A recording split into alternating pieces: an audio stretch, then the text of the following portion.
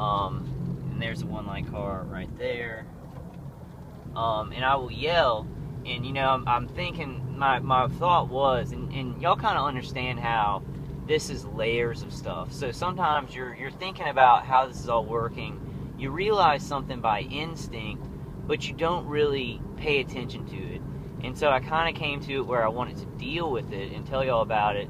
You have your camera, you have your phone in your car, and they do use your camera phone and your camera microphone to watch and listen to you.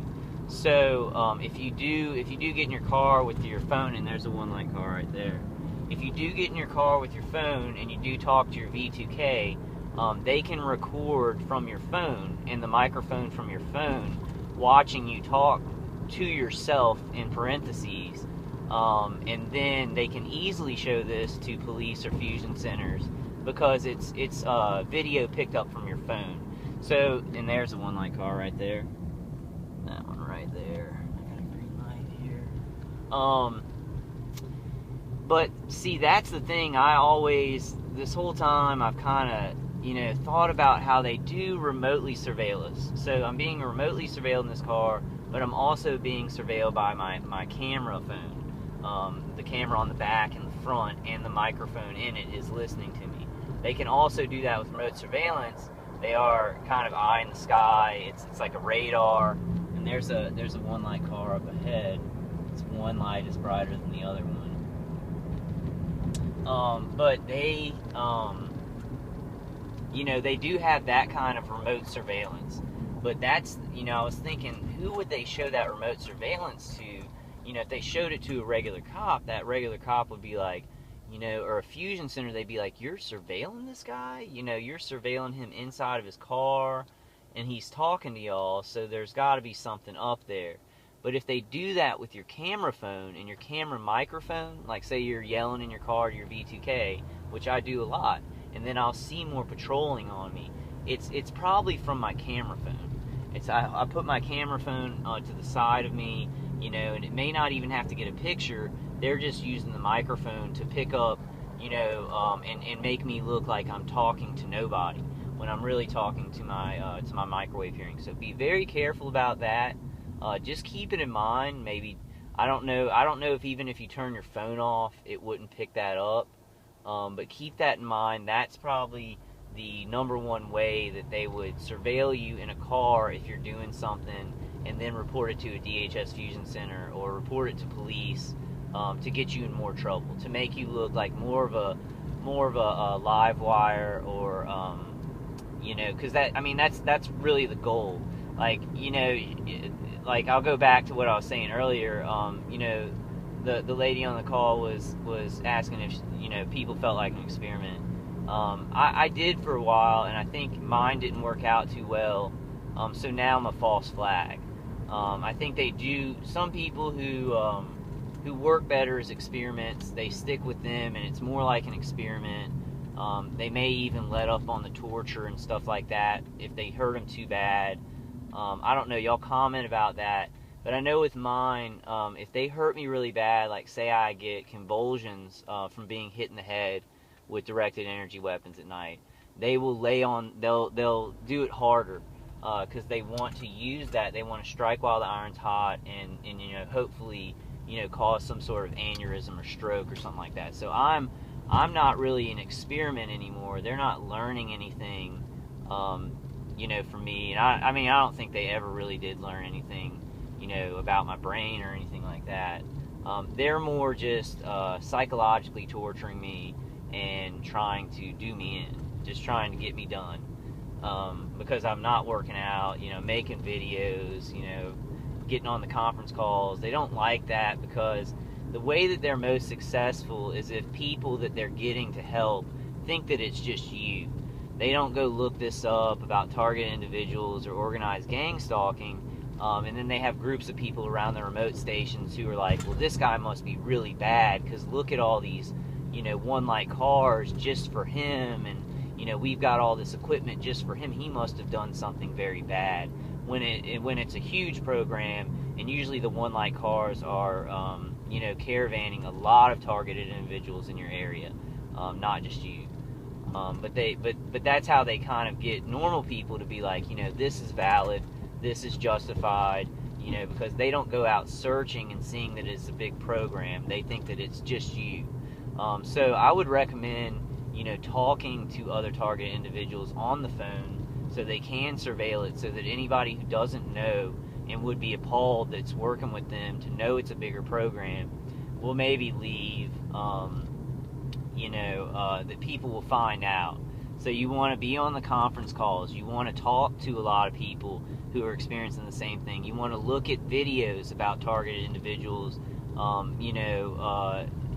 Really watch those about like a lot of targeted individuals' testimonies, because then people can't say, oh, it's just you, and this is all being used on you, because it's really a big program. But I would say at my point in it, I'm a targeted individual where the experimentation phase is done. I think they tried that, and now they're just kind of like sweep him under the rug. Shut him up, sweep him under the rug. He's more trouble than he's worth for the experimentation. I'm not bragging or anything like that. It's just kind of how it went. I think when they picked me at first, and I think it was around 2008, I think it really did start in Texas. I had workplace mobbing, and then a lot of pain to my jaw and my neck without the high-pitched sound. I moved here, and then some weird stuff kept going on, and then I started hearing the high-pitched sound in the apartment in Louisiana. But I think it was before that. I think they were, surveilling me and maybe doing some ELF in Texas. So I really do. I have an inkling, but I'm not sure about that. And there's a change light right in front of me. It was green. I was gonna go. It completely changed. They do change lights on me all the time. I think that is to cause a sense of, being caged in, not being free. They want you to know they're in control, and if they want to stop you, they can stop you with the light. So you're stopping and starting. I do and I went to the Toyota I went to the Toyota place to get my car fixed, and my brakes are really bad, because I'll have to stop on a dime sometimes if I can't drive through the orange light, because you'll get tickets with some of these cameras. You'll just get a ticket in the mail, and I have to be careful about that. So they change lights on you, but that red light ticket program where they send it to you in the mail, that's not stopping. They don't care that somebody is actually changing the light right when you roll up to it. That red light ticket's still going to come in the mail if you try and roll through an orange light and it turns red. So it's really corrupt. It's not even working alongside systems that are viable and justified in our society. I'm feeling a little bit better tonight. I took Pepto-Bismol. I kind of worked this stuff out of my system. But last night, during the video, because it took a while. I didn't feel it right away. So if you can comment, anybody who has experienced poisoning of your food, how long it took for it to take effect. Because it seems like maybe I didn't know and I felt bad already, but then I really noticed it during the night and the next morning. It was just so bad. I went to the office. I had to lay down at the office. On a better note, I did have my psychiatric appointment today. He's a really good guy. I told him about the New York Times article. I just have to preface and epilogue things by letting him know, and he knows. I'm just saying, I'm not going to do anything dangerous or bad about this. I'm not going to hurt myself or anybody else.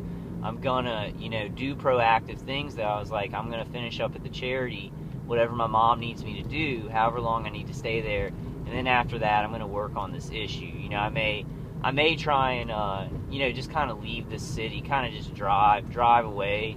I'm not quite sure, but I do know I want to do more campaigning for target individuals. Maybe I can do something, because I saw James Shin, he was going to do a cross-country trip. David Voigt, a walk across, the American Discovery Trail. I did want to go meet David Voigt along the walk. I thought that would have been a great show of solidarity. But I'm thinking maybe it would be better if we all, because his walk has drummed up so much attention, and it is because he's ex-Navy, that it's done that, and you know it's such a good idea. But you know, I might, for my video, I might have maybe a video series where, you know, I go cross country and I tell y'all, or I may drive up to New York to see some of my TI friends there, just to visit, you know, take a road trip, and then tell y'all how it's working on the way, if it's better or if it's worse, or what I see along the way. So I can really tell you, what if you just drive off? What if you just drive away from your city? What happens? What do they do? You know, and I can put like 2 plates. I can have my Sentinel in here and like 2 plates hooked up to the car adapters. You know, so I can have 3 plates going in my car to sleep, which would pretty much fill the car with a pretty good shield. And then I'd have my personal defenders on. You know, so I hope y'all are all doing well. I'm gonna kind of go to an hour. I saw a little bit of vehicular stalking. I saw one sheriff who did a U-turn and kind of followed me for a little while, but not much. I'm gonna see that sheriff is probably, what I'm thinking is that sheriff's gonna go report that I had a camera, but you know, it looks like I'm talking into it. You know, a lot of people talking to their phones like this on speaker. So I'll see if the patrolling picks up because of this. I do know that, like, you know, people can report if you're talking in your car to yourself, you know, non-criminal activities that are suspicious, using a camera, even if you know, your camera, you're just videotaping a squirrel at a park and you're a person of interest, they can go report that to a fusion center and your patrolling will pick up. What else and really keep in mind that your camera has a microphone and a camera on it. So when you think you're talking to V2K and they're just surveilling it with their remote surveillance, that is not true. They can surveil a lot of that with just your camera phone. Please keep that in mind. I think that may be the title of this, because I want people to be aware of that, because I know we all get kind of caught, you know, saying, you know, screw you guys, you know, because they'll say mean stuff while they're torturing you, and you get angry, and you know, you do respond, and that's a human thing, and they use that because they're false flagging, they're experimenting, they're using the fusion centers, you know, they're doing a bunch of stuff with this to a lot of innocent citizens. I just see a lot of hope. I'm sorry I wasn't more detailed on the things that are occurring. I'm going to get those specific details of what was done in local legislation. I know there were two great things in California. One of them, I think, a year ago, and then one of them just recently, and I can't even remember the area.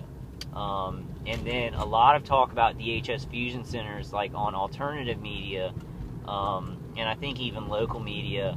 But you know, they've gotten some people in the meetings. You know, they've gotten sheriffs in the meetings saying how, if a bill is passed in Congress or the Senate, you know, it had a name to it, and I'll try and get the name of the bill, that these regular citizens will not be able to wall off, is what they called it. It was called wall off, which means they bring information in to the fusion centers about other citizens after being trained for like a night at DHS fusion centers.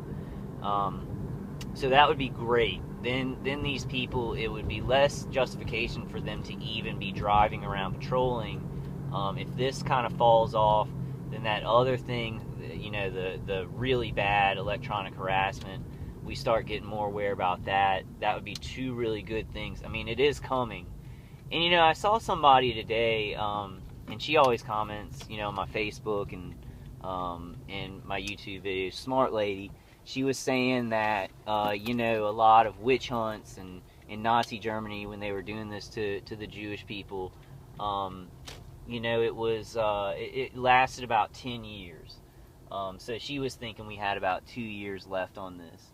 I kind of wanted to just come back to this racetrack and just kind of see, because it is kind of a hub now. I'll show y'all. I'll kind of show y'all, and then I'll end the video, I guess.